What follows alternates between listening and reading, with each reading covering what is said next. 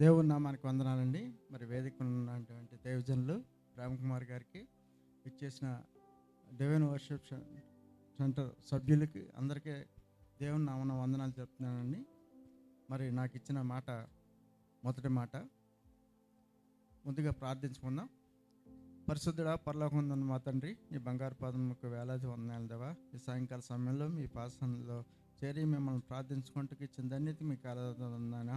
ఈ గుడిపేట సందర్భంలో దేవా, మీరు మా కొరకు, మా పాపల కొరకు దేవా మీ ప్రాణాలు అర్పించిన దేవా, మీకు వేలాది వందనాలు దేవా. మరి ఈ మాట, మొదటి మాటను మీరు సిలువలో పలికిన మొదటి మాటను నేను మాట్లాడుతుండగా దేవా చక్కగా మాట్లాడే భాగ్యం తెచ్చాను. నేను చక్కగా వర్ణించే భాగ్యం తెచ్చాను. నేను చక్కగా నేను మాట్లాడుతుండగా అందరికీ అర్థమయ్యే భాగ్యం తెచ్చామని, దీనివల్ల మేము మేలు పొందే భాగ్యం తెచ్చామని దేవా ఈ ప్రార్థన మీ పాసాన్ని చేర్చుకోమని కిస్తున్నాం పెట్టేట్టుకుంటున్నాం. ఆమేన్. మొదటగా మత్తయి సువార్త 26వ అధ్యాయం మొదటి వచనంలో ఏమనుందంటే, యేసు ఈ మాటలన్నీ చెప్పి చాలించిన తర్వాత జరిగినదేమనగా, ఆయన తన శిష్యులను చూసి 2 దినములైన పిమ్మట పస్కా పండుగ వచ్చుననియు, అప్పుడు మనుష్య కుమారుడు సిలువ వేయుటకే అప్పగింపబడిననియు మీకు తెలియనని చెప్పాను. ఇది నేను ఎందుకు చెప్తున్నానంటే, సిలువ వేయటం అనేది యేసుక్రీస్తు వారికి ఏ అధికారులు, ఏ న్యాయాధిపతులు ఆయనకి విధించింది కాదు. ఆ శిక్ష ఆయనే విధించుకున్నారు అని ముందుగానే ఆయన ప్రిపేర్ అయ్యి మనకు చెప్తున్నారు. ఇది లోక కళ్యాణం కోసం, మన పాపముల కోసం ఆయన సిలువలో బలి అయ్యారని చెప్పి మనకి తెలియటం కోసం ఈ యొక్క వచనం చదివాను. ఆల్రెడీ ఆయన ప్రిపేర్ అయ్యి ఉన్నారు. తర్వాత ఇది జరిగిన తర్వాత ఆయన ఏం చేశారంటే, ఈ పస్కా పండుగ ముగించుకుని మత్తయి సువార్త 26వ అధ్యాయంలో 36వ వచనం, అంతటా యేసు వారితో కూడా గెత్సేమని అనబడిన చోటికి వచ్చి, అక్కడికి ఎందుకు వెళ్ళారండి? ప్రార్థన చేసుకుంటాకి వెళ్ళారు.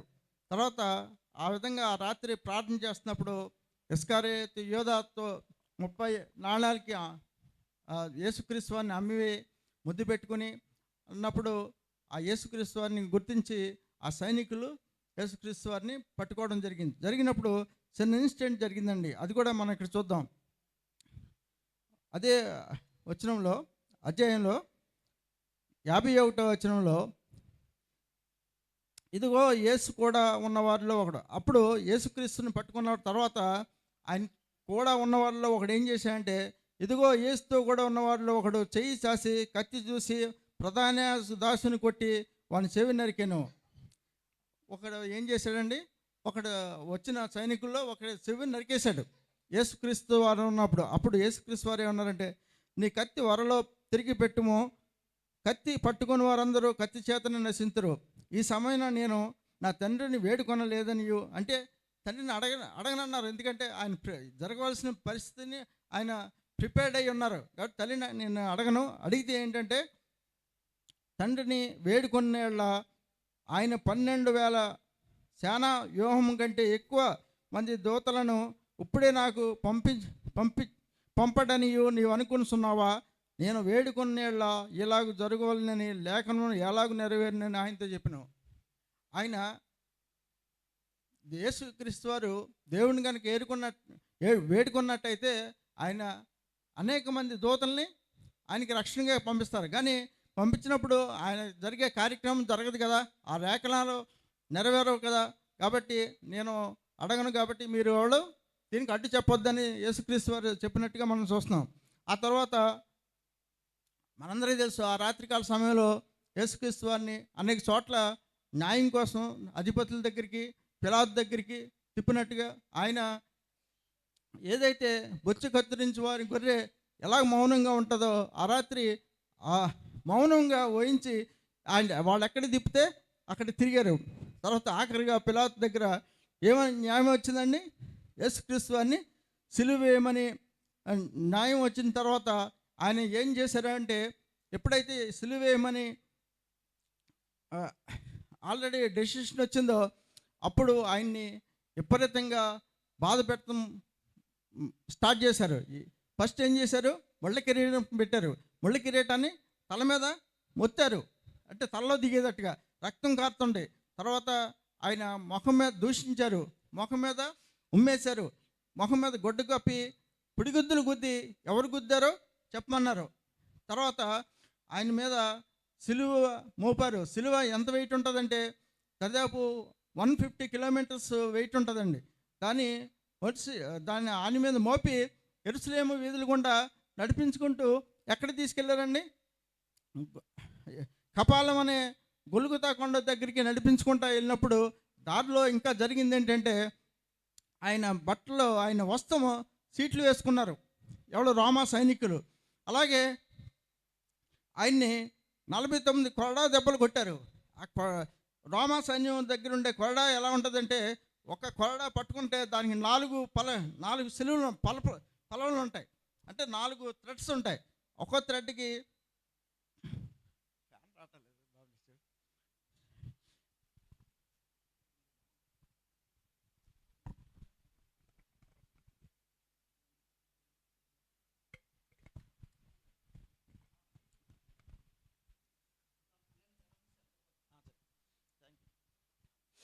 థ్రెడ్కి మన నాగలి కొర్రు ఉన్నట్టుగా దానికి ఇనప కుక్కలు ఉంటాయండి. ఆ ఇనప కుక్కలు కొట్టినప్పుడు ఈపులో గుచ్చుకొని కండ పీక్కుని వస్తుంది. ఆ విధంగా 49 కొరడా దెబ్బలు తగిలినప్పటికీ ఆయన ఈపంతా ఎలాగైనా రక్తశక్తం అయిపోయింది. పైనుంచి ఒళ్ళ కిరీటం, అలాగే అక్కడి నుంచి రక్తం, ఆయన ఒళ్ళంతా ఈ కొరడా దెబ్బలతో ఆ 150 కేజీల వెయిట్ ఉన్న సిలువని యెరూషలేము వీధుల గుండా గొలుగుతా కొండ దగ్గరికి తీసుకొచ్చినప్పుడు ఆయన పరిస్థితి ఎలా ఉందంటే, ఆయన దగ్గర అసలు ఏమీ ఓపిక లేదు.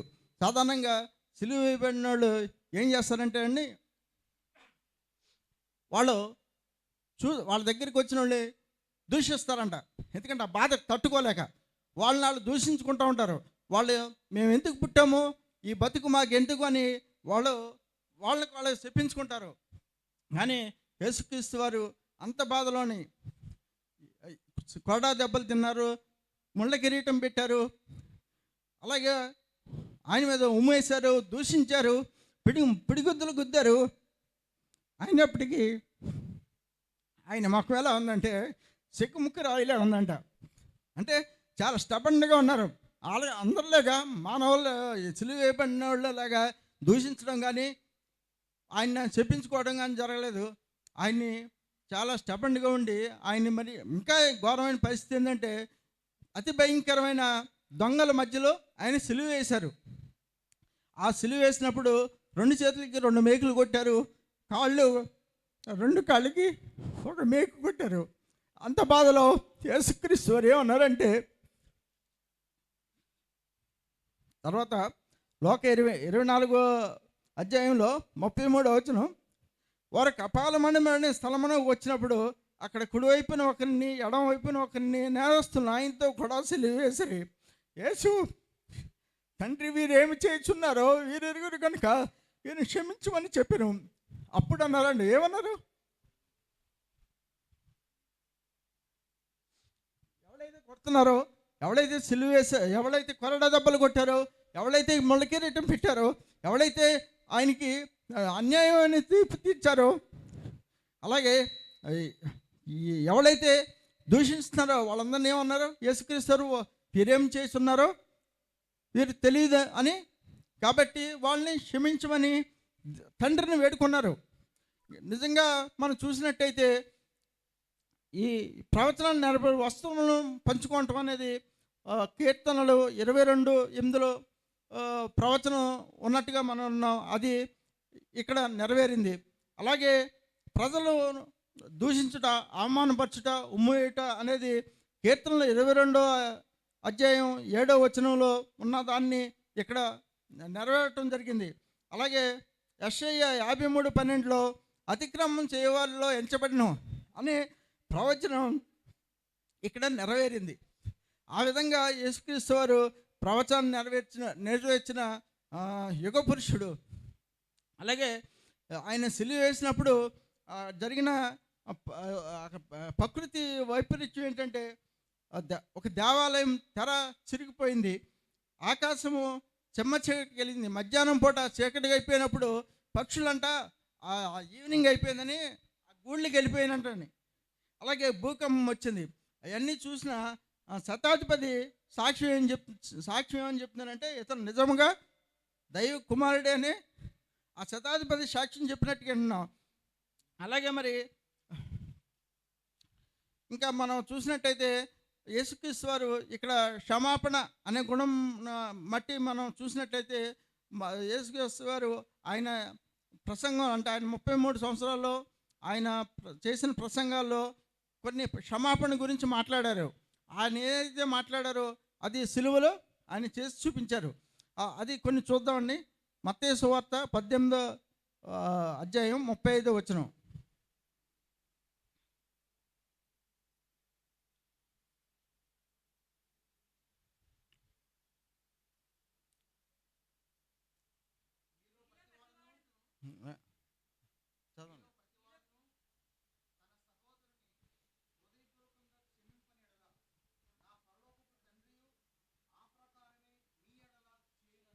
అంటే ఆయన ఏమన్నారు? సహోదరుని క్షమించాలన్నారు.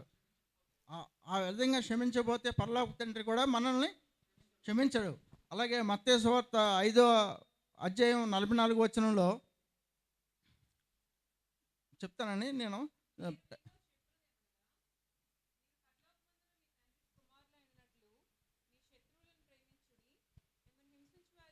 ప్రార్థన చేయడు. ఆయనకి మన కుమారులుగా ఉండాలంటే ఏం చేయాలండి? శత్రువుల్ని ప్రేమించాలి, హింసించే వారి కొరకు ప్రార్థన చేయాలి. అలాగే మత్తయి సువార్త 6వ అధ్యాయం 14, 15 వచనాల్లో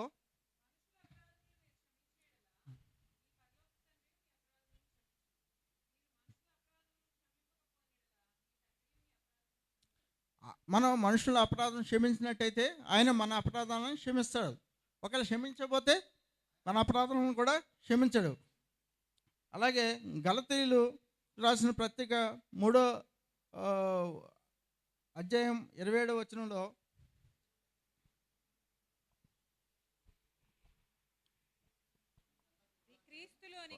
27 అండి. అవునమ్మా, 27.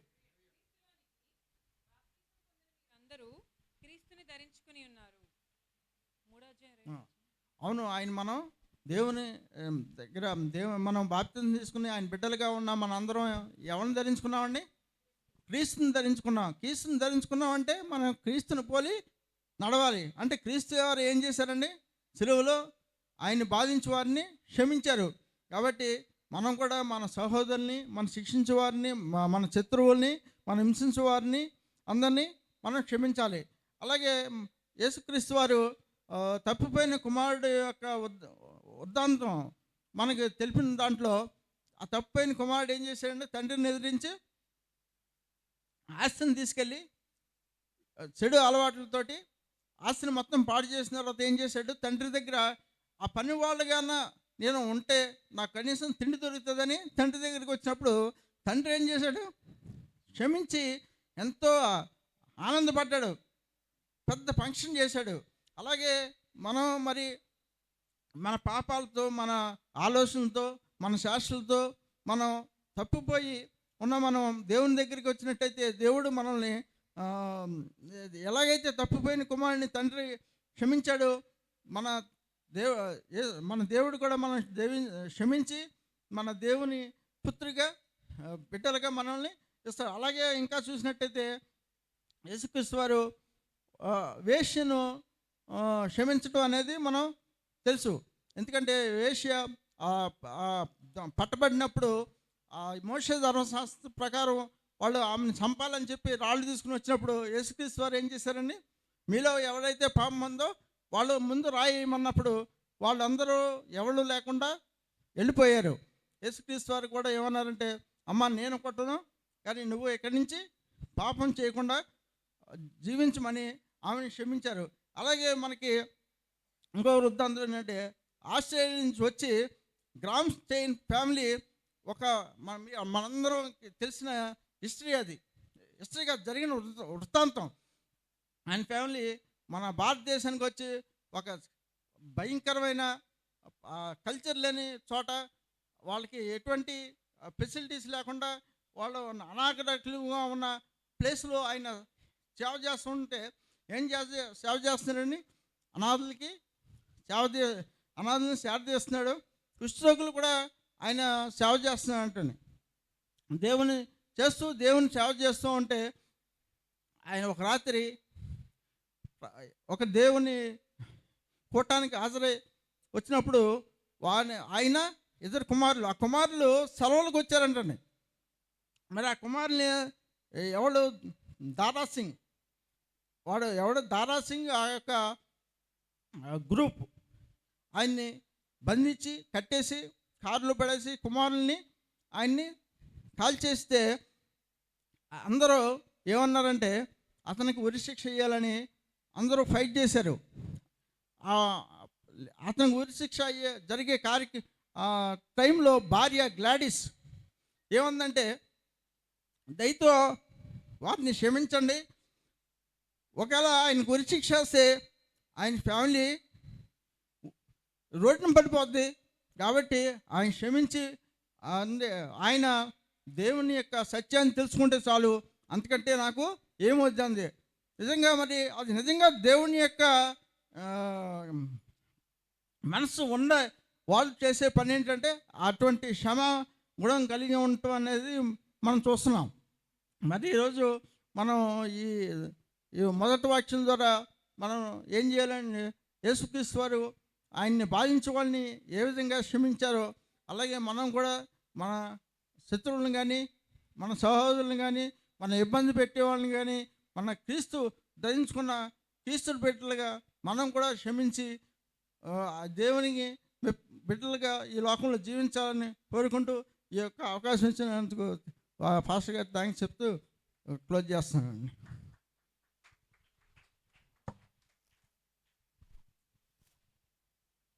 Praise Lord. ప్రార్థన చేసుకుందాం. కృపగల మా పరలోకపు తండ్రి, మీకు వందనాలు, స్తోత్రాలు ప్రభా. నాయన ఈ గుడ్ ఫ్రైడే రోజు నీ శిలువ యాగంలో నాయన నువ్వు పలికిన మొదటి మాట గురించి నాయన మేము విన్నప్పుడు ప్రభా, నాయన అది మా జీవితాల్లో మేము నాయన అన్యాయంగా నాయన మేము ఉపయోగించుకోవడానికి సహాయం చేయండి ప్రభా. నాయన నీ తలపై ముళ్ళ కిరీటం పెట్టినప్పుడు, నాయన నీ ముఖం మీద ఉమ్మి వేసినప్పుడు, నిన్ను బాధించినప్పుడు ప్రభా, నిన్ను కొరడా దెబ్బలు కొట్టినప్పుడు వారిని అందరినీ వీరేమి చేయుచున్నారు, వీరు ఎరుగురు, వీరిని క్షమించమని నాయన నీవు వేడుకున్నప్పుడు ప్రభా, నాయన మేమైతే మనుషులంగా ఆ పని చేయలేం ప్రభా. కానీ నాయన నీవు దైవ కుమారుడవు, నీవు వారిని అందరినీ క్షమించావు తండ్రి. అలాగే మేము కూడా ప్రభా మా జీవితాల్లో ప్రభా మేము మా శత్రువులను క్షమించేటట్టు నాయన సహాయం చేయండి.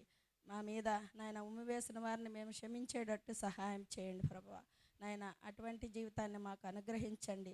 నీవు సిలువలో పలికిన 7 మాటల్లో ఈ మొదటి మాట ప్రభా, వీరు ఏమి చేయుచున్నారో వీరు ఎరగరు కనుక వీరిని క్షమించమన్న మాట నాయన మా జీవితాల్లో మాకు ఉపయోగకరంగా ఉండడానికి సహాయం చేయండి. ఈ మొదటి మాట, ఈ మొదటి మెట్టుగా ప్రభా మా జీవితాల్లో ప్రభా మేము నాయన ఎక్కగలిగితే, ఈ మొదటి మెట్టు క్షమించేగల మనస్సు గల మెట్టు ఎక్కగలిగితే ప్రభా మిగతా 6 మెట్లు కూడా మేము ఈజీగా ఎక్కగలం ప్రభా. నీ పరలోక రాజ్యంలో మేము వారసులుగా ఉండడానికి సహాయం చేయమని నాయన నీ యొక్క కృపలో మమ్మల్ని భద్రపరచమని, మిగతా మాట్లాడే వారందరికీ జ్ఞానం దయచేయమని నీ యొక్క కృపలో భద్రపరచమని యేసయ్య నామమున అడిగి వేడుకొనుచున్నాం తండ్రి. ఆమేన్.